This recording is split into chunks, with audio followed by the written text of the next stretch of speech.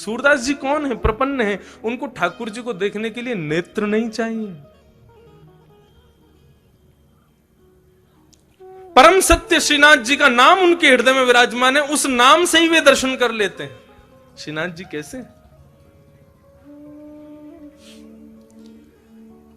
सूरदास जी महाराज अपने कुटिया में बैठ करके भजन करते थे, और जब वे पद गाते थे तो पद सुनने के लिए श्री जी बाबा का जैसे ही शयन होता था, शयन होते ही श्री जी बाबा तुरंत आ जाते थे और आकर के बाहर कुटिया के बैठ जाते और बैठ करके वहीं बैठे बैठे श्रवण करते जो भी सूरदास जी गाते,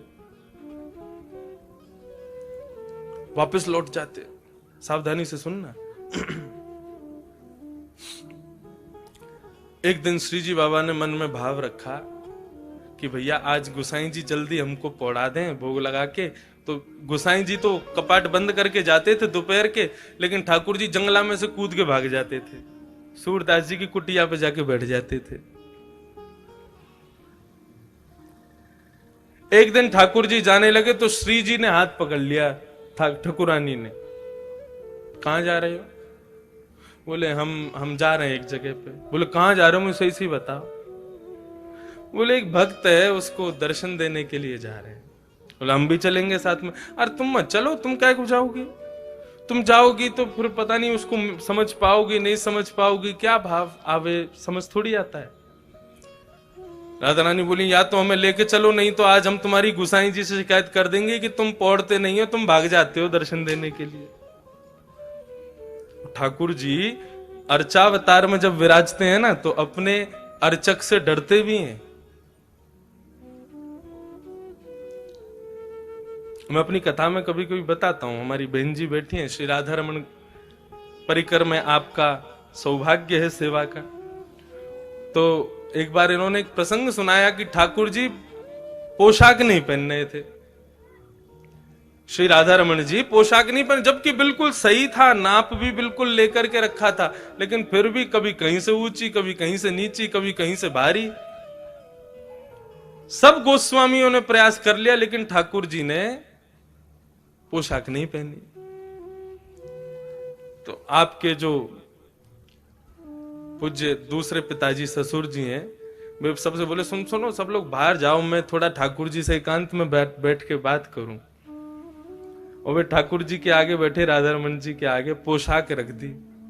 तो बोले अच्छा, तो आज आपको पोशाक धारण नहीं करनी है, क्योंकि हमें पता है नाप तो बिल्कुल ठीक है और पोशाक भी बिल्कुल अच्छी बनी है, लेकिन पता नहीं आपकी क्या इच्छा है, परेशान करने के मूड में हो। देखो हमें कोई झंझट नहीं है, आपको नहीं पहनी बिल्कुल नहीं पहनाएंगे। बाहर दर्शनार्थी दर्शन के लिए खड़े हैं, बस 15 मिनट बचे, आप पहन लो, नहीं तो मैं तो अभी कपाट खोल दूं, बिल्कुल नंग धरंग खड़ा कर दूंगा आपको।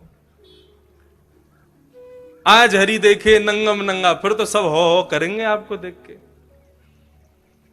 ये रखी पोशाक, 2 मिनट का समय दे रहे हैं, सोच लो, यदि आपको पहननी हो तो अभी मैं धरा दूंगा, नहीं तो मुझे बिल्कुल कोई संकोच नहीं होगा, तुरंत कपाट खोल दूंगा, कुछ भी धारण नहीं कराऊंगा, लंगोटी में ही खड़े रहोगे आज। 2 मिनट बाद प्रणाम किया, बोले आपने विचार कर लिया होगा, मैं प्रयास कर लेता हूं, यदि प्रयास में सिद्ध हो गया तो समझ जाऊंगा कि नहीं आप धारण करना चाहते, नहीं हुआ तो फिर कपाट खोल दूंगा। बोले वही पोशाक जो 2 घंटे से पहन नहीं रहे थे, डांट फटकार करके जैसे ही धारण कराई, सो ही राधा रमन जी ने पहन ली और चुपचाप धारण करके दर्शन दे दिए सबको। तो अपने अर्चक से ठाकुर जी डरते भी हैं, क्योंकि अर्चक पुष्टि मार्ग के अनुसार, मैंने कहा ना यशोदा का स्वरूप, और बालक यशोदा से डरता है। मैं भी कभी कभी गिरधर लाल जी की सेवा करता हूं तो कोई कभी कुंडल उतर जावे, कभी मोर पंख उठ के भाग जाए, कभी यहाँ की हीरा जो लगो थोड़ी पे वो भाग जाए, मिले ही ना है महाराज, ढूंढते रहो कहां गए हो। हम तो खूब डांट फटकार दे, मैं देखो पहनो तो पहनो, नहीं तो ऐसे ही खड़ो कर दूंगा, मुझे कोई चिंता ना है। और वास्तव में एक और भाव, ठाकुर जी क्या छोटे से लाला है, और छोटे से बालक को, जैसे अब सर्दी का समय, छोटे छोटे बालकों को मैया टोपा पहनावे, कपड़ा पहनावे, तो कभी कुछ उतार के फेंके, कभी कुछ उतार, वैसी लाल जी है। तो क्या किया करो, छोटी छोटी गैया, छोटे छोटे घोड़ा, छोटे छोटे खिलौना ठाकुर जी के आगे रख दो और तब श्रृंगार शुरू करो। क्या बोले, अब लाला तू खेलवे में व्यस्त है कि अब तेरा श्रृंगार करेंगे। जैसे ही ठाकुर जी खेलने में व्यस्त हो जाए, श्रृंगार धराओ, तुरंत धारण कर लेंगे।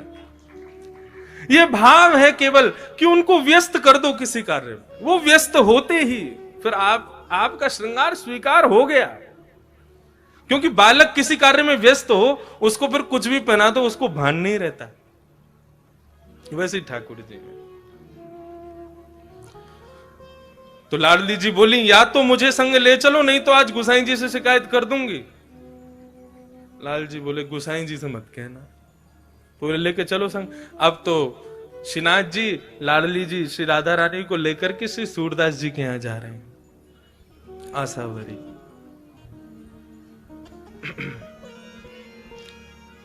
सूरदास जी की कुटिया में जाकर के दोनों प्रिया प्रियतम अविराजित हुए हैं और दोनों इतने भाव से सूरदास जी के पद को श्रवण कर रहे हैं, लेकिन सूरदास जी को नहीं पता कि ठाकुर जी मेरे सामने बैठे हैं। पद का गान करते करते करते करते करते दोनों प्रिया प्रियतम ऐसे भावावेश में आ गए कि भूल गए कि हमें वापस दर्शन देने जाना है।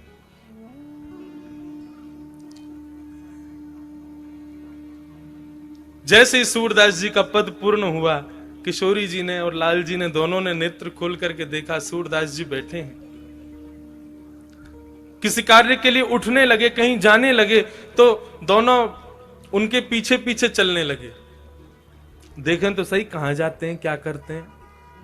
अब सूरदास जी अपनी लठिया से चल करके ऐसे आगे रास्ता देखते हुए, लठिया से अनुभव करते हुए चल रहे थे और पीछे दोनों श्रीनाथ जी और श्री किशोरी जी दोनों चल रहे हैं। तभी आगे एक बड़ा गहरा गड्ढा था। ठाकुर जी को भी अनुभव नहीं हो पाया, पता नहीं चल पाया। जैसे श्रीनाथ जी ने लठिया, वो सूरदास जी लठिया से चल रहे थे, उनको भी पता नहीं चल पाया और चलते चलते श्री सूरदास जी उस गड्ढे में गिर पड़े। अब जैसे ही गड्ढे में गिरे, ठाकुर जी और लाडली जी ने ऊपर से देखा, बड़ा गहरा गड्ढा। ठाकुर और नीचे सूरदास जी पड़े हैं, हाथ छिल गए, पैर छिल गए, सिर में चोट आ गई। ठाकुर जी के नेत्र सजल हो गए।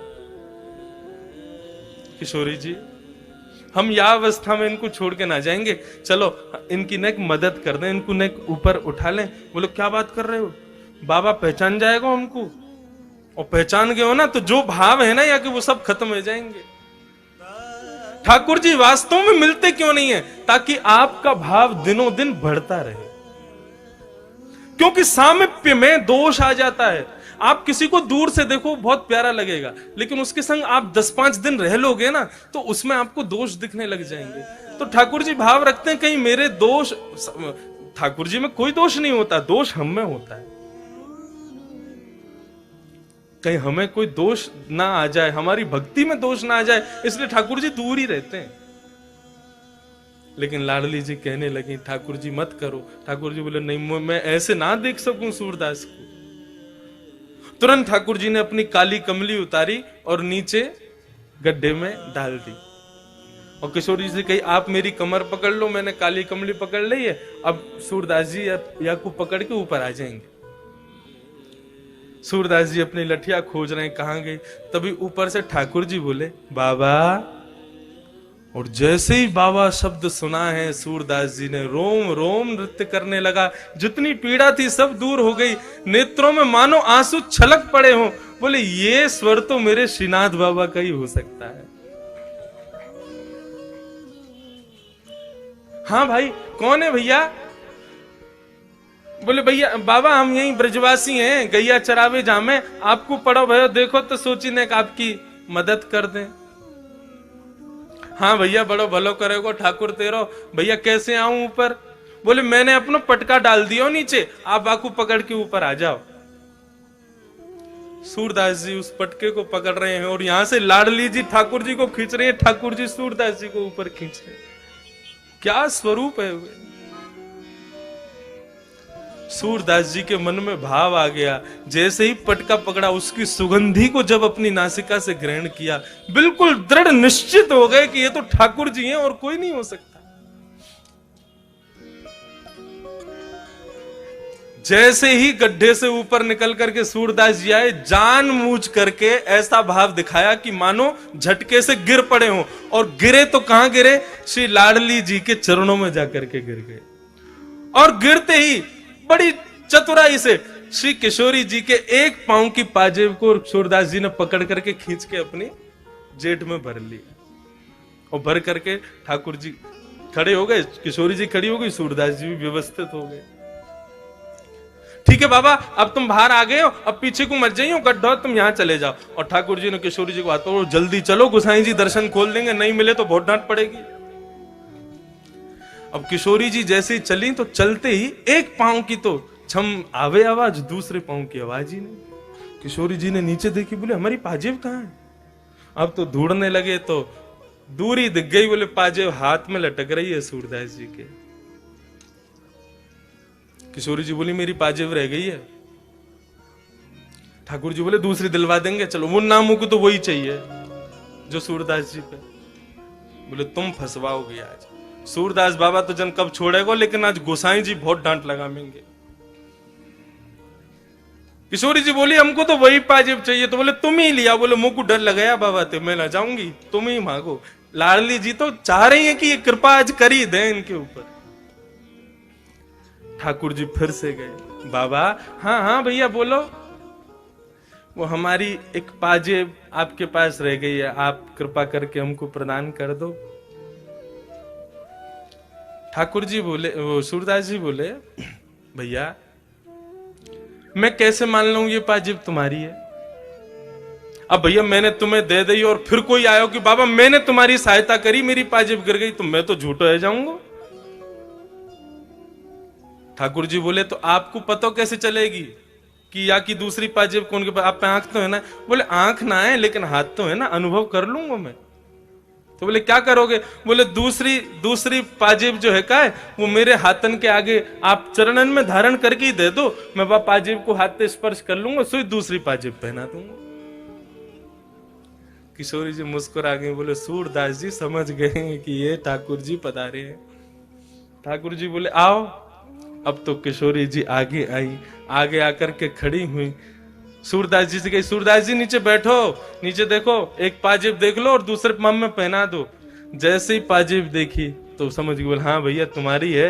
दूसरे पाँव में पाजेब पहना करके श्री किशोरी जी के चरणों से लिपट गए सूरदास जी, अपने नेत्रों के जल से उनके पैरों को धोने लगे। बोले कृपा करो प्रभु, मैं पहचान गया हूं आप पधारे हो मुझ पे कृपा करने। किशोरी जी ने सूरदास जी को उठाया और ठाकुर जी, किशोरी और सूरदास जी तीनों को आलिंगन किया। और आलिंगन करके ठाकुर जी और किशोरी जी ने अपने हस्त कमल से जैसे ही सूरदास जी के नेत्रों पे हाथ फेरे, बोले बाबा आंख खोलो। बोले मैं देख ना सकूं? बोले खोलो तो सही। जैसे ही नेत्र खोले तो श्रीनाथ जी राधा रानी के संग में सामने खड़े हुए हैं। बोला भक्त वत्सल भगवान